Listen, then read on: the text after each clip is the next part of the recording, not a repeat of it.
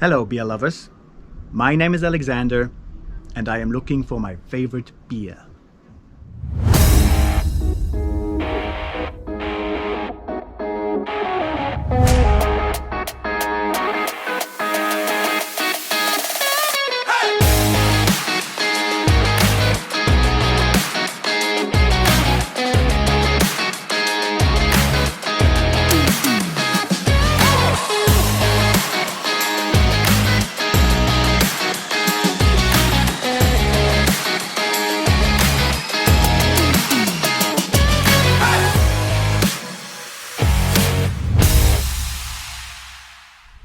Welcome to Odenwald, Oden Forest, which misleadingly does not refer to an actual forest, but to a mountain range. And inside the Odenwald you can find das Pilsner, the Sea of Boulders.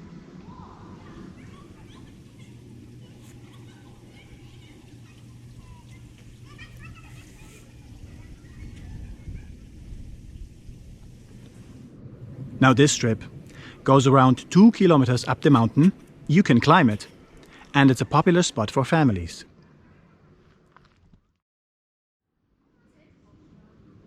How did a place like this come to be? I could tell you a story about millions of years ago. Granite, the Ice Age, freeze, thaw, weathering, and whatnot. Boring. Instead, I'm going to tell you how people during the Middle Ages made sense of it. Long ago, when giants still roamed the Odenwald, two of them lived in the area of Reichenbach. One, known as Felshocker, rock squatter, dwelled on the Felsenberg. The other, Steinbeißer, stone biter, lived across the Lautertal on the Hohenstein, the high stone. Their mighty realms were separated by the valley. One day, a quarrel broke out between them, and in their rage they hurled enormous boulders at each other. Steinbeißer had the advantage. Most of the loose stones lay on his side. Before long, Felshocker was buried beneath a heap of massive rocks. People say that the cliff face of the Hohenstein is the last standing wall of Steinbeißer's home. And the great sea of boulders on the Felsberg, the Felsenmeer, marks the place where Felshocker fell. According to the legend, if you stomp hard on the ground in the Felsberg forest, even today you can still hear the muffled roar of the defeated giant echoing beneath the stones. Of course, that's a myth. True, on the other hand, is that during the Roman Empire, the Romans used this place as a stone quarry. Which is why you can find cut stones, clean cut stones, all around this place.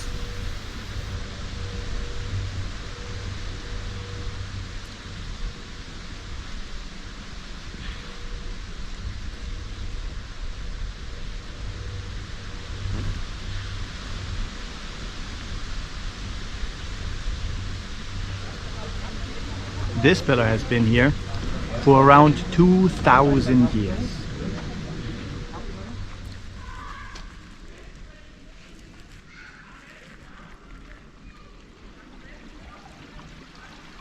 Very nice, right?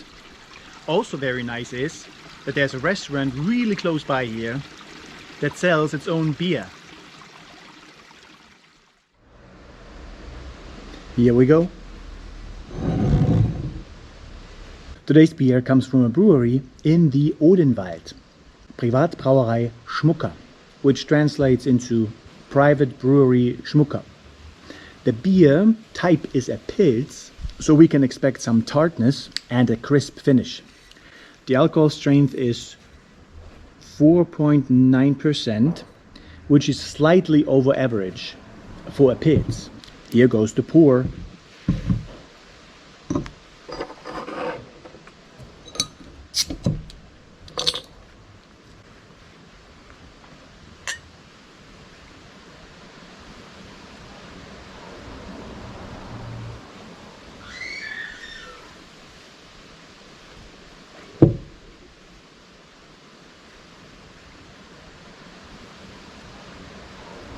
As you can see, there's quite a lot of head. It's stable.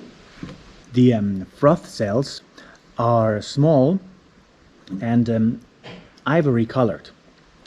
The body of the beer, I'd say it's sun yellow, burnished in the light.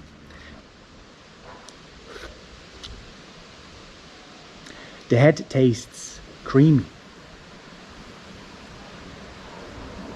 Aroma, let's see, or let's smell.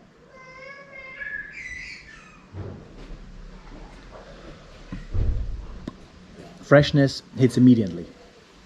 A strong hops aroma is dominant. Classic for a Pils. There's fruitness, orange and lemon.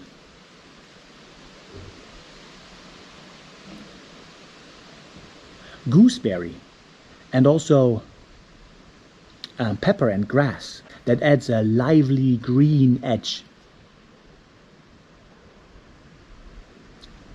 The grass aroma is as dominant as the hops aroma.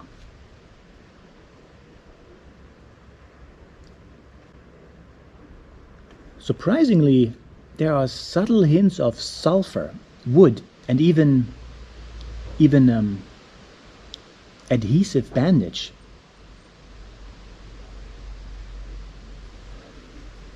Wow, what a character. Interestingly, your tongue can differentiate only 4 or maybe 5 basic tastes: sweet, sour, salty, and bitter. And the Japanese also claim umami to be the 5th taste, which is something like a savory taste. Only these 4 or 5 basic tastes. Everything else does your nose. Try to eat something while you're holding your nose. You'll see. So in order to fully taste a beer, you need your sense of smell as well.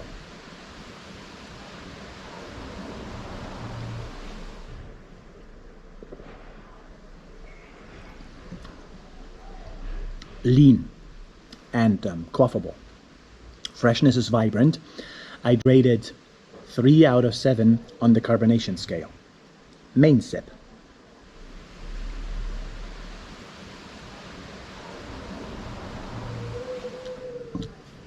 Subtle, restrained, and that subtleness is backbone giving. Well balanced, dry, and somewhat sour. It's sharp, tart, which are all classic Pils traits. The intensity builds, keeping your palate alert. I'm giving it a 3 out of 5 in bitterness. The aftertaste is dry and intense. It's not particularly pleasant, but that can easily be helped by taking another sip.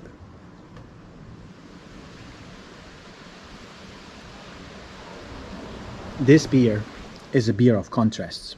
Mostly grass and hops on the nose, yet dry and subtle on the palate, and the subtleness gives it a backbone.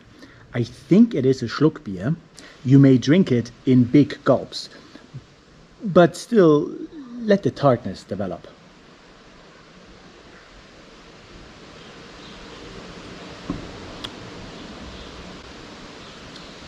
Well, that's it for today, beer lovers. You see me in the next one.